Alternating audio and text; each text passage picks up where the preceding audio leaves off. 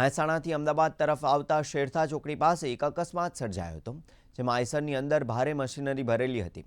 અચાનક જ આઈસર નમી જતા બાજુમાંથી જઈ રહેલ કાર ઉપર પડ્યું હતું અને કારની અંદર સવાર મહિલાનું મોત નીપજ્યું હતું।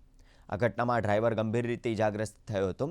અકસ્માતની જાણ થતાં ગાંધીનગર ફાયર બ્રિગેડની 2 ટીમો ઘટના સ્થળે પહોંચી હતી, તેમજ 2 ક્રેનની મદદથી મશીનને ઊંચું કરવામાં આવ્યું હતું। સાથે જ અકસ્માતને કારણે હાઈવે પર ટ્રાફિક જામના દ્રશ્યો પણ સામે આવ્યા હતા।